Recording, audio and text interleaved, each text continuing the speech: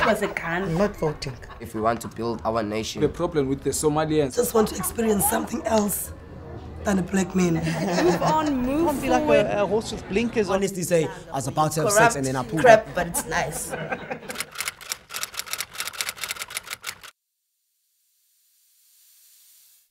My name is Banele, surname is Poni, and I work for Street Talk as a cameraman and also a researcher. Ndingusinazo Mpothulo. Third year nursing student, UWC. I'm also a poet, and I'm 24 years old. My name is Asanda. I am 28 years old, currently working at Nimble Group as a collections agent. I'm Nobatimbu Peter. I'm a disability lifestyle influencer and a social media influencer. And I'm also a fashion designer. Coming to think of it, sometimes when I cheat, it's not because there's something going on at home or something going on with my girlfriend. Sometimes to be realistic, we don't know why we cheat. We don't know, we just do. We don't know. I'll first tell you this, like straight up. Cheating is not a mistake. It never is. It never was. It never will be. Yeah, I mean, like cheating can't be seen as a mistake. Like, no, how do you even get it? How, you know? If you see a girl looking at you, you think, okay, she wants me, or she gives you that intention that I want you, you go for it. You understand? Even though you don't think at the back of your mind that, hey, you have a girlfriend, but anyway, you do it, which is not good. Cheating is not a mistake. Cheating a mistake. No, you made a decision. You thought about it. You conducted a whole interview in your head.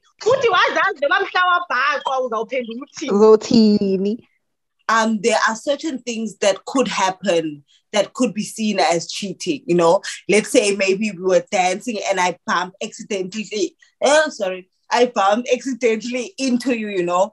Someone else would be like, they were planning to bump into each other. That is a mistake because I wasn't planning on bumping into you. Yeah, but if my boyfriend saw me bumping into a guy, it's going to be like, she was planning on bumping into that guy. Now, you see, that is a mistake. Like, I didn't plan it. That other person also didn't plan it. It just happened, you know. Accidentally, we bumped into each other, but someone else wouldn't see it that way. Yeah, because they're not the one doing it. You're the one who's doing it, you know, like it happened to you. So, yeah, man, there's a very thin line. If like your boyfriend decides but he's gonna spend his money on alcohol for other girls in the club, actually, that is not a mistake. That is a decision. True. So from where I stand, a mistake is tripping and falling. A mistake is driving out of the garage and bumping into a basket that you didn't see that was there. A mistake is bumping into someone accidentally a mall. Taking someone's number and deciding who you're going to keep up a conversation with that person is not a mistake. So, I do not know what a mistake is, Shem. Help me, guys. Help me. I don't know a mistake. Snazo, you're not wrong. For me, I'll say even like as Usicho, cheating is a process. One, you meet this person. You have interest, Glamd. You go, you decide, you go and ask for numbers. You know, in that process, you had a chance to say, no, okay, reverse. But you continue. You save the numbers.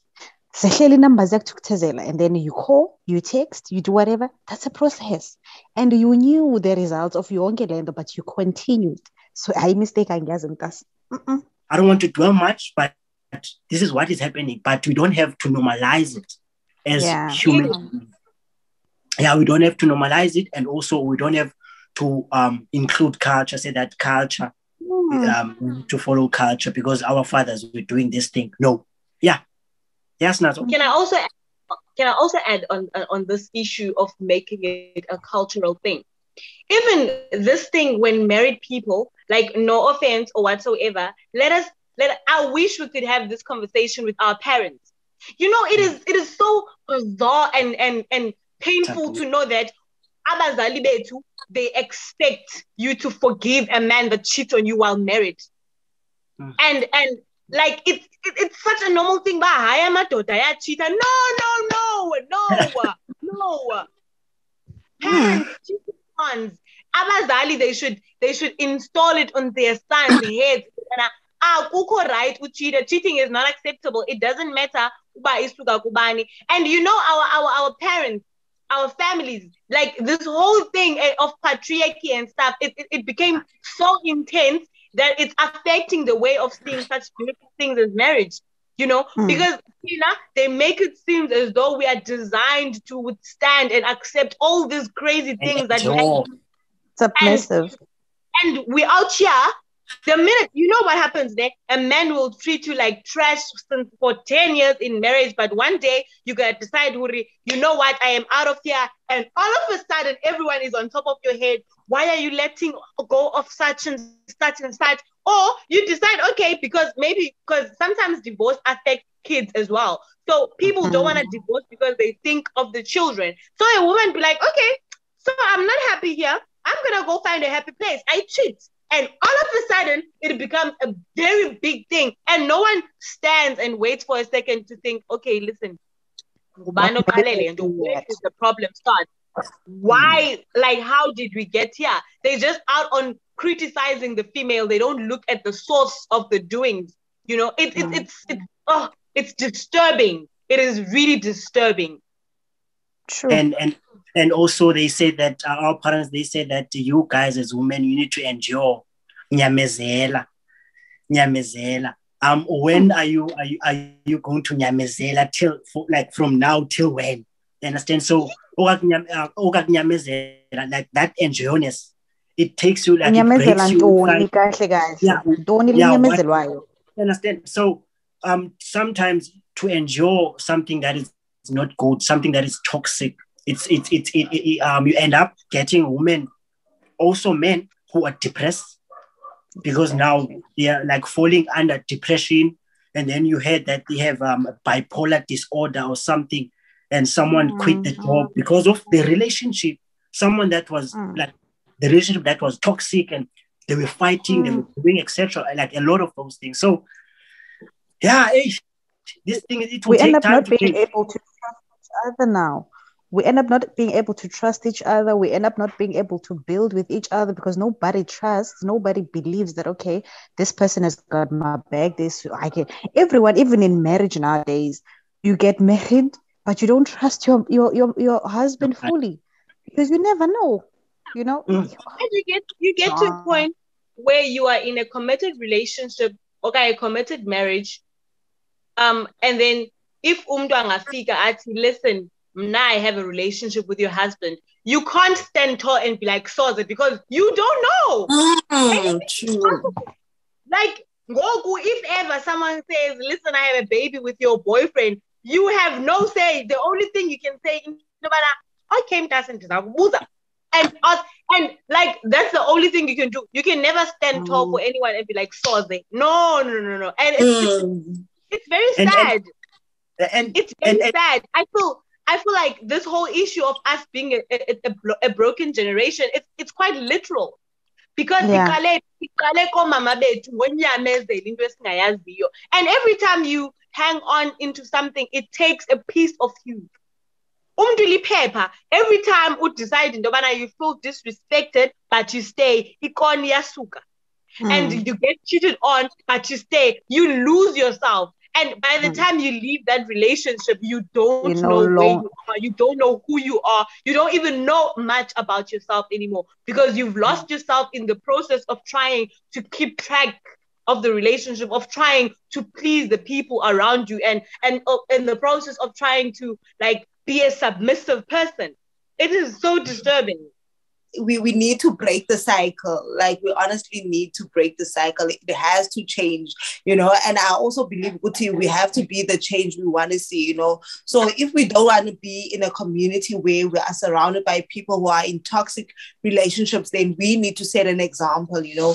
You need to make sure, Uti, you're not in a toxic relationship, and you're not, you know, enduring pain from people who don't deserve it, you know, because some people are just not worth it, you know. And I mean, if someone is not showing you that they love you or that they respect you, then they're not worth you sticking around, you know. So how do we teach young women to move away from toxic relationships, you know, from moving from like marriages where the husband is cheating or where the wife is cheating, you know, like where do we draw the line, and how do we unlearn all those behaviors? Because Kenyani, we've learned it somewhere. Men don't just cheat because they choose to cheat. They've seen those patterns somewhere, you know. They've learned from maybe their grandparents, you know, or, you know, their uncles cheating on their aunts, you know, like they are learning these things somewhere, you know. So how do we help them unlearn those things, and how do we unlearn those toxic, you know, behaviors and enduring things that are not, you know, there to be endured? Because you know. So how do we unlearn to begezela into engekhoyo? So yeah, exactly. we in a society where we were broken. Someone broke that one broke that one, you know. So it's a cycle that okay. So with me, again, I would say I trust myself. I can never trust the following person or another person, but I can only trust what they say. I don't know their heart, but I try to believe what he tells me. If he says this, then I say, okay. And then I trust that, okay, he will not go against his words, or he will not go against what he said to be, you understand? So to protect my inner self, my mental sanity, I trust myself, and I pray that everything that I tell, it's true. I also think trust is a very expensive thing. It's like a very, you can't trust someone in the expense of your mental health, your emotional health, and your spiritual well-being. Trusting someone, it requires a lot. The only thing you can't fully trust a person. At some point,